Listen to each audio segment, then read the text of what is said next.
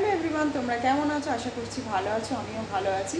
তোমাদের সাথে একটা ছোট্ট মিনি ব্লগ শেয়ার করছি। আমি এখন রান্না করব, তো চলো আমার সঙ্গে থাকো আর ভিডিওটা দেখতে থাকো। ছোট্ট তাতানের বাবা বাজার থেকে মাছের কাঁটা নিয়ে এসেছিলো, আগের দিন ফ্রিজে রাখা ছিল। তো এই মাছের কাঁটাটা রান্না হবে। দেখতেই পাচ্ছ চাল বের করে নিয়েছি, চালটা ধুয়ে বসিয়ে দেবো। আর এদিকে সবজি সব বের করে রেখেছি, সবজিগুলোকে আমি এখানে ডাল বসিয়ে দিয়েছি একটা গ্যাসে, আর একটা গ্যাসে ভাত বসিয়ে দিয়েছি। তো এবার আমি রান্নার জোগাড় করবো। তাতানের ডালে একটু পেঁপে দেবো আর সাথে একটু কুমড়ো দেবো, তো সেটাই এখন কেটে নিচ্ছি। ছোট্ট তাতানের সবজি কাটা হয়ে গেছে, অল্প একটু সামান্য আলু দিয়েছি, পেঁপে দিয়েছি আর কুমড়ো।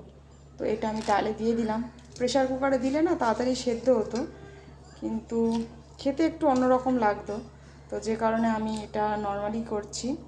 ডালে আমি এখন একটু নুন দিয়ে দিচ্ছি যাতে তাড়াতাড়ি সেদ্ধ হয়ে যায়। আমি বাকি রান্নার সবজিগুলো কাটবো।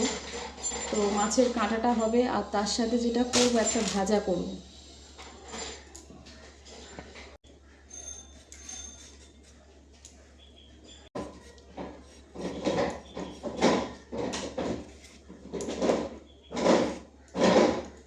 বন্ধুরা, এখানে আমার ভাত কমপ্লিট, মানে হয়ে গেছে। এবার মার কেলে নেব।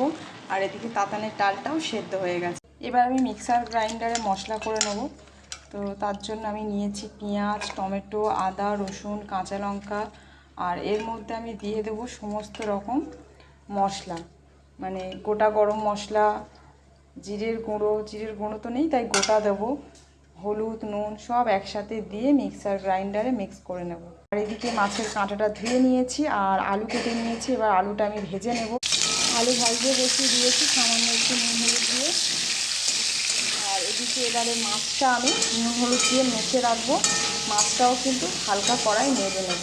তো দেখছো, এটা আমি সব মশলা দিয়ে দিয়েছি। এবার সামান্য একটু জল দিয়ে মিক্সার গ্রাইন্ডারে মিক্স করে নেব।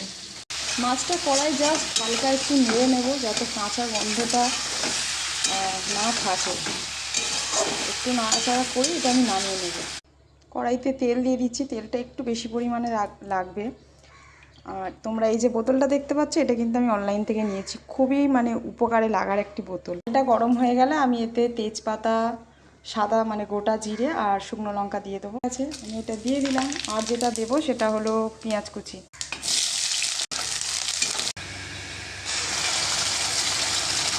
ব্যাস, আমার আর কিচ্ছু দেওয়ার নেই। তো ভালো করে কষিয়ে নিয়ে সব দিয়ে চাপিয়ে দিলেই রেডি। মশলাপাতি খুব ভালোভাবে কষা হয়ে গেছে। তো মশলাগুলো না তেলে নাড়াচাড়া করে নেওয়ার পরই আমি আলুগুলো দিয়ে দিয়েছিলাম যাতে সেদ্ধ হয়ে যায়।